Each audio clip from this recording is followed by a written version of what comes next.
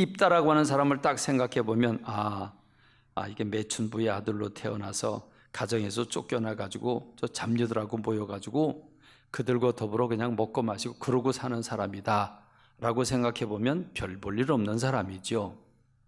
그리고 상처투성이의 사람이죠. 여러분, 그 안에 얼마나 그 상처가 있었겠습니까? 그가 버림받았다. 여러분, 사람이 사람에게서 버림받는다. 사람은 인정받을 때 기분이 좋아지는 거거든요. 누가 나를 인정해주고 누가 나를 칭찬해주고 누가 나를 소중한 사람이라고 이렇게 그 사랑해주면 그게 속에서 에너지가 솟아나게 돼 있는데, 이건 매춘부의 아들로 태어났죠. 손가락질 받고 있죠. 거기다가 집안에서 쫓겨났죠. 재산 상속도 못 받죠. 그러니 그 삐뚤어진 마음, 낮은 자존감, 거기에다가 상실감, 소외감, 사람들에게서 인정받지 못한다. 여러분, 이거 대단한 거죠. 그러니까 소외감이라고 하는 건 사회로부터 격리되고 결국 사회에 대한 반감을 가지게 되고 억하심정을 가지게 되는 게 소외감입니다. 늘 울분을 토하죠. 늘 억울하니까 울분을 토하고 사회를 부정적으로 보고 매사 부정적인 말, 비판하고 이런 사람, 정죄하는 사람이 되고 맙니다. 결국 이 소외감이 커지면 반사회적인 사람이 되죠. 그래서 범죄형이 될 수도 있는 겁니다. 이게 바로 소외감이라고 하는 무서운 상처입니다. 그러니 이 소외감에 시달리는 사람들은 불행할 수밖에 없어요. 웃을 수가 없어요. 긍정적인 생각을 할 수가 없어요. 그러니 얼마나 불행하겠습니까? 그게 바로 입다라고 하는 사람입니다. 여기서 우리가 생각할 게 뭐겠습니까? 하나님은 입다 같은 사람도 쓰시는구나. 이런 입다 같은 사람도 하나님 쓰시는구나. 하나님은 거룩하신 하나님인데 죄를 가까이 할 수 없는 분인데, 그런데 매춘부의 아들도 쓰시는구나. 소외감 때문에 반감을 가지고 삐딱한 성질을 가진 입다 같은 사람도 쓰시는구나. 이 하나님의 사랑이 얼마나 크신가. 이걸 우리가 생각하게 됩니다. 그렇습니다. 근데 여러분, 이제 반전이 일어나죠. 이런 입다에게, 쫓김받은 입다에게 길르앗 사람들이 찾아옵니다. 찾아와 가지고 암몬 사람들이 쳐들어왔으니 네가 나가서 전쟁을 주도하고 네가 우리의 장관이 되달라 그럽니다. 장관이 되달라. 여러분, 사람이 어떻게 이렇게 철면 필 수가 있죠? 사람이 어떻게 이렇게 이기적일 수가 있어요? 이건 해도 너무한 거죠. 저 같으면 미안해서라도 못 갈 것 같아요. 그렇지 않습니까? 어떻게 그 얼굴 들고 가가지고 우리의 장관이 되달라고 그래요? 우리를 위해서 나가 싸워달라고 그래요? 참 뻔뻔스럽죠. 근데 가만보니까 지금 우리 정치가 그렇고 우리가 사는 모습이 그래요. 우리가 사는 모습이 그래요. 내가 싫을 땐 뱉어내고 내가 또 필요하면 가서 또 살살거리고, 그게 우리들의 모습이에요. 지금 길르앗 주민들이 그러는 거죠. 그러니까 입다가 그게 좋은 말로 들리겠어요? 그래? 그러고 가겠어요? 입에 거품을 물고 얘기를 하는 거죠. 아니, 너희가 언제 나 싫다고 버릴 때는 언제고, 이제 너희가 환난을 당하니까 이제 나를 도와달라고, 나한테 장관이 돼달라고? 장관이 돼달라? 우리 머리가 돼달라. 입다는 이 말이 안 믿어져요. 여러분, 그리고 존재감이 낮은 사람, 늘 인정받지 못한 사람, 더구나 소외감으로 왕따 당한 사람, 이런 사람들은 긍정 마인드를 못 가져요. 칭찬받고 사랑받고 그래야 이게 긍정 마인드가 생기는데 늘 인정을 못 받았기 때문에 삐딱선이 있습니다. 그러니까 그 말을 믿을 수가 없지요. 저것들이 지금 와가지고 나한테 굴굴거리고 이긴 다음에 또 나 버릴 텐데 그렇지 않겠습니까? 못 믿는 거죠. 그러니까 입다가 강력하게 이렇게 되묻는 겁니다. 사사기 11장 9절 우리가 읽을 말씀이죠. 입다가 길르앗 장로들에게 이르되 너희가 나를 데리고 고향으로 돌아가서 암몬 자손과 싸우게 할 때에 만일 하나님께서 그들을 내게 넘겨주시면 내가 과연 너희의 머리가 되겠느냐? 과연 너희 머리가 되겠냐? 진짜로 날 너희 머리로 삼을 거냐? 쫓겨난 사람이에요. 쫓겨난 사람이 머리가 된다. 대단한 일이죠, 그렇죠? 인정받는 일인데, 근데 이게 우선 믿겨지질 않죠. 그러니까 쫓겨난 사람이 왕이 되달라고 하니까 코웃음을 치는 건데, 이 입다라고 하는 사람이 내가 과연 너희의 머리가 되겠냐? 영어 성경에 보면 really, 그랬어요. will I really be your head? 정말로 너희가 나를 너희의 헤드로, 너희 머리로 삼을 거냐? 이렇게 확인하고 있는 겁니다. 그랬더니 그 주민들의 대표가 되는 장로님들이 이렇게 얘기를 합니다. 하나님이 우리의 증인이다. 하나님 우리 증인이시다. 거짓말 아니다. 진짜다. 그래서 입다가 이제 따라갑니다. 따라가서 11장 11절에 보면 따라가긴 따라가는데 아직도 못 믿어요. 아직도 못 믿어서 하나를 더 합니다. 그게 이에 입다가 길르앗 장로들과 함께 가니 백성이 그를 자기의 머리와 장관으로 삼은지라 입다가 미스바에서 자기의 말을 다 여호와 앞에 아뢰니라. 다른 사람들이 다 보는, 길르앗 주민들이 다 보는 앞에서 하나님 앞에, 하나님, 이들이 나를 이렇게 초청을 해서 내가 나가서 이 주민들과 더불어 나가 싸우고 승리하게 되면 이들이 나를 머리로 삼기로 결정을 했습니다. 주님 보시지요? 주님 아시지요?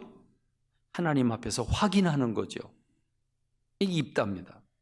그러니까 삐뚤어질 대로 삐뚤어진 입다가 못 믿고 하나님 앞에서 다짐을 하는 이런 모습을 우리가 볼 수 있습니다. 자, 이렇게 입다라고 하는 사람을 우리가 생각해 보니까 좀 특별한 사람이에요. 보통 사람은 아니에요. 참 얼마나 참 어렵게 살았을까.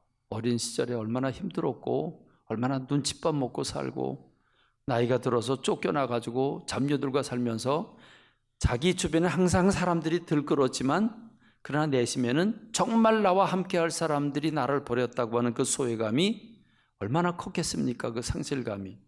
그런 입다가 이제 대장이 돼서 머리가 돼서 길르앗 주민과 더불어 암몬 사람과 전쟁을 치릅니다. 자, 전쟁을 치르는데 여기서 우리가 하나님의 도우심을 발견하죠. 사사기 11장 29절에 보니까 이에 여호와의 영이 입다에게 임하시니 입다가 길르앗과 므낫세를 지나서 길르앗의 미스베에 이르고 길르앗의 미스베로부터 암몬 자손에게로 나아갈 때, 자 이렇게 이제 전쟁에 나가게 되는데 여호와의 영이 입다에게 임했다 그랬습니다. 여러분이 이제 좀 눈치를 좀 채시죠? 우리가 매번 성경 인물 다루는데 매번 이 성경 인물들이 나올 때마다 우리가 생각했던 사람들이 아니라 고뇌하고 아파하고 두려워하고 떨고 좌절하고 넘어지고 낙심하고 좌절하는 그런 인생들이었습니다. 우리하고 똑같은 사람들이었습니다. 그런데 그들이 주님 손에 붙들리니까 하나님이 역사하셔서 그들이 성경 인물이 되고 승리자들이 된 겁니다. 여기서 공통적으로 발견하는 단어가 여호와의 영이 그와 함께했다. 여호와의 영. 저 여러분 많이 들었죠? 모세는 아예 하나님과 친구처럼 대화를 나누는 하나님의 영이 함께할 정도가 아니라 하나님과 하나님의 얼굴을 대면해서 본 사람이 바로 모세죠. 또 여호수아는 어떤 사람이에요? 민수기 20장 18절에 보니까 눈의 아들 여호수아는 그 안에 영이 머무는 자니 그를 후계자로 삼아라. 여호수아에게 영이 머물고 있었다. 그 다음에 온니엘이라고 하는 사사는 여호와의 영이 그에게 임하셨으므로 그가 이스라엘 사사가 되어 나가서 싸울 때에 여호와께서 메소포타미아 왕 구산 리사다임을 그의 손에 넘겨주심에 온니엘의 손이 구산 리사다임을 이기니라. 하나님의 영 성령님께서 임하시니까 그가 용기를 얻어 사사가 됩니다. 기드온은 어땠어요? 나약하기 짝이 없고 겁이 많은 기드온이었잖아요. 사사기 6장 34절에 보니까 여호와의 영이 기드온에게 임하시니 기드온이 나팔을 불매 아비에셀이 그의 뒤를 따라 부름을 받으니라 그랬습니다. 하나님의 영 성령님이 그와 함께 하시니까 속에서 불이 올라오지요. 에너지가 올라오지요. 감동을 받죠. 확신이 오죠. 기쁨이 오죠. 심지어 사울 왕까지도 그랬습니다. 사울에게 하나님의 영이 임하니까 용기를 얻어서 블레셋과 나가 싸우게 되잖아요. 그렇습니다. 하나님이 용사의 기질을 가진 입다에게 하나님의 영이 그에게 들어가시니 그가 어떤 사람 되겠습니까? 용기백배한 사람이 돼서 이제 암몬 자손과 더불어 싸웁니다. 자, 싸우는데 어떻게 싸웁니까? 사사기 11장 32절로 33절에 보니까 이 입다가 암몬 자손에게 이르러 그들과 싸우더니 여호와께서 그들을 그의 손에 넘겨주시매. 자, 아까 암몬 자손에게 이스라엘 백성들을 파셨다 그랬죠. 팔았어요. 그런데 이제는 암몬 자손을 넘겨주셨다 그렇게 말합니다. 그의 손에 넘겨주셨다. 그래서 그가 아로엘에서부터 민넷에 이르기까지 20성읍을 치고 또 아벨 그라밈까지 매우 크게 무찌르니 이 암몬 자손이 이스라엘 자손 앞에서 항복하였더라. 그렇습니다. 여러분, 비록 나약한 기드온 같은 사람에게도 하나님의 영이 임하시고 하나님이 함께 하시니까 그는 큰 용사가 되었습니다. 이미 용사의 기질을 가지고 있었지만 매춘부의 아들로 태어나서 왕따를 당하고 낮은 자존감으로 소외감을 가지고 삐딱한 성격을 가진 이 입다라고 하는 사람이 주님 손에 붙들리니까 하나님의 영이 임하고 주님이 도우시니까 그는 성자가 됩니다. 할렐루야. 성경의 인물들이 대단한 것은 그들의 성품이 좋고 능력과 실력이 출중해서가 아닙니다. 그들은 모두 문제가 있고 약하고 그리고 두려워하고 고뇌하고 한계가 있는 사람들이었습니다. 그러나 하나님께서 그들과 함께 하시기 때문에 승자가 되고 멋있는 사람들이 된 줄로 믿습니다. 그러므로 여러분, 오늘 저와 여러분들이 우리 주일학교 어린이들로부터 시작을 해서 학생부 여러분 모두가 우리가 나이나 연약한 게 문제가 되지 않습니다. 주님께 붙들리느냐 붙들리지 못하느냐 그게 문제가 되는 거지 우리 연약한 건 문제가 되지 않습니다. 우리의 나약한 성격, 우리의 삐뚤어진 성격, 심지어는 모자람과 우둔함 문제가 되지 않습니다. 심지어는 자존감이 낮은 것도 문제가 되지 않습니다. 기생의 아들이어도 관계없습니다. 왕따를 당하고 소외감을 당하고 삐뚤어진 성격을 가져도 괜찮습니다. 주님 손에 붙들리면 치유를 받고 회복을 하고 쓰임을 받게 되는 줄로 믿습니다. 중요한 것은 주님 앞에 붙들리는 거지요.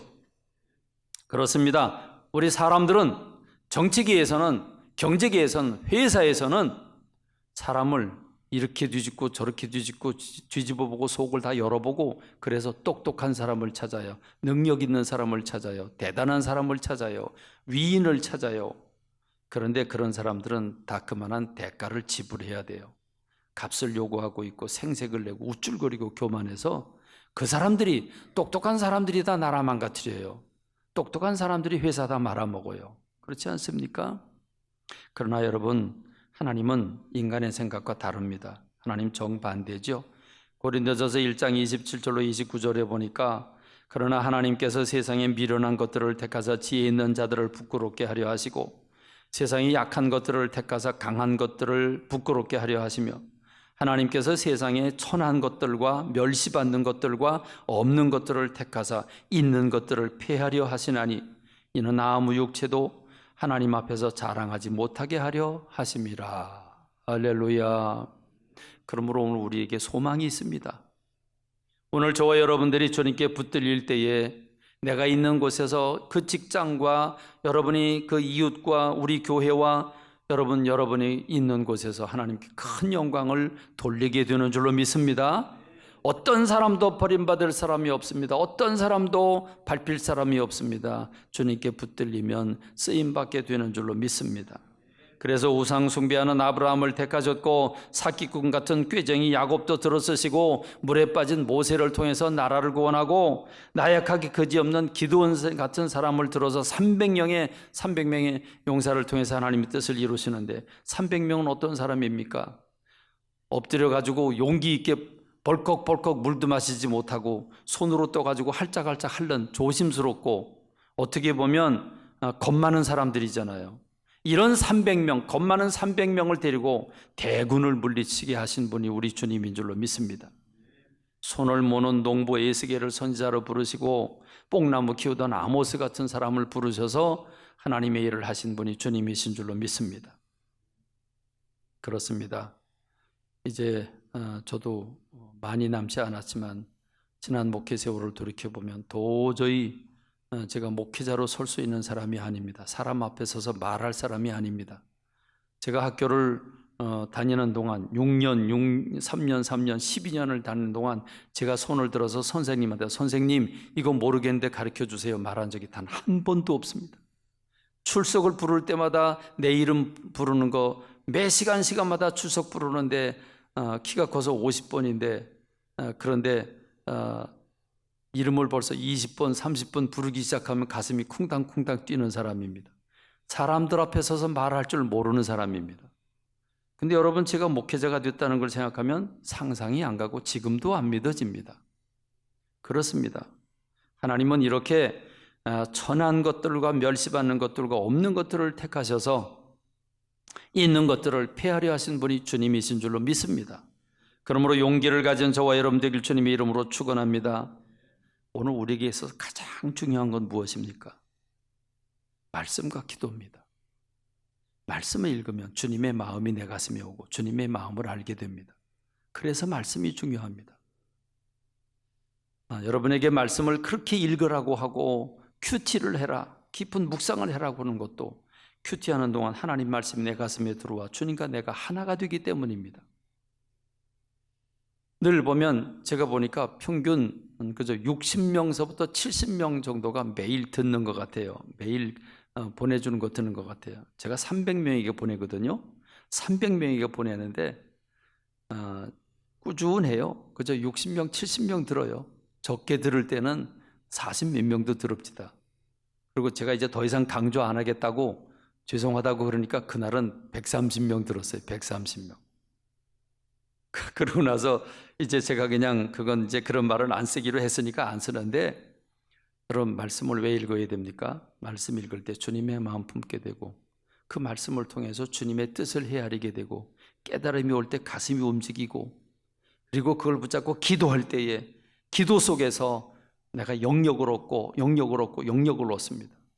그래서 제자들이 예수님의 이름으로 흉내를 냈는데 귀신 들린 아이, 그 아이를 못 쫓아냈어요. 그래서 아버지가 그러잖아요. 제자들에게 데려가는데 못 쫓아냈습니다. 그래서 예수님이 쫓아내주면서 내가 도대체 너희들과 언제까지 같이 있어야 되느냐 그랬으면서 주님 믿음이 적은 자들아 야단을 치시는데, 제자들이 저녁에 예수님께 와가지고 예수님 어떻게 하면 우리도 귀신을 쫓아낼 수 있죠? 예수님께서 믿음과 기도 외에는 이런 능력이 나갈 수가 없다라고 말씀하셨죠. 그렇습니다. 말씀을 읽어야 믿음이 생기지요.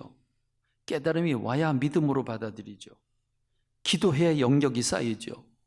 에너지가 쌓이고 영역이 쌓여서 어떤 위기가 생길 때 하나님, 아버지 이름만 불러도 하나님이 즉각적으로 역사하시는 줄로 믿습니다. 그렇습니다. 내게 능력이 얼마나 많으냐 적으냐, 지혜가 많으냐 적으냐가 문제가 아니라 주님께 붙들리느냐 붙들리지 못하느냐가 문제인 줄로 믿습니다.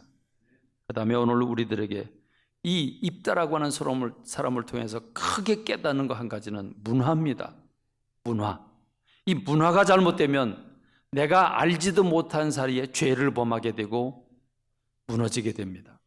입다라고 하는 사람 크게 결심을 하고 이제 머리가 돼서 길르앗 사람과 더불어 나가 암몬 사람을 이제 물리치기 위해서 싸우러 나갑니다. 마음이 비정한 각오를 하죠.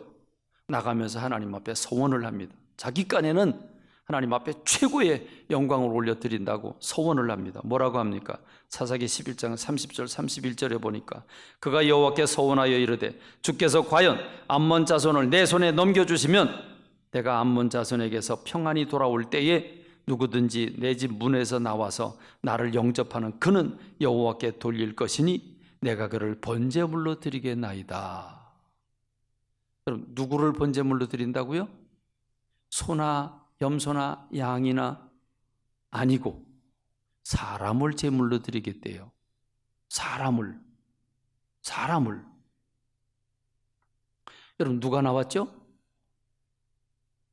이게 아무것도 모르는 딸이 쏘고 추고 춤추고 나오면서 아버지가 이겼다고 그리고 기뻐서 오는데 이 입다라고 하는 사람에게는 이게 웬일입니까? 딸이 먼저 나오지 않습니까?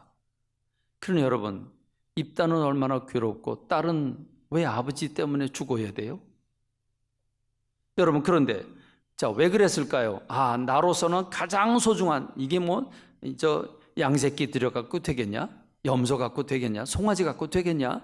그리고 사람을 드린다고, 사람을 죽여서 제물로 드린다고 까내는 생각을 했겠는데, 여러분, 왜 이런 결과가 왔죠? 왜 이렇게 입다라고 하는 사람은 엉뚱 같은 행동을 했냐 이 말입니다. 여러분, 하나님이 인간 제물을 드리는 걸 기뻐하셨을까요?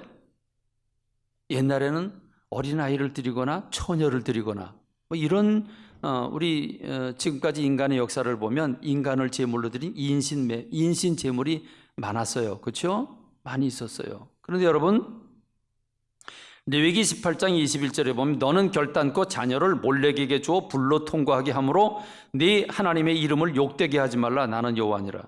몰렉에게 준다는 말은, 이 몰렉은 암몬 사람의 신의 이름이에요. 암몬 사람들은 중요한 행사가 있을 때는 사람을 인신 제물을 들여서 우상을 기쁘게 하는 게 이게 암몬 사람들이었습니다.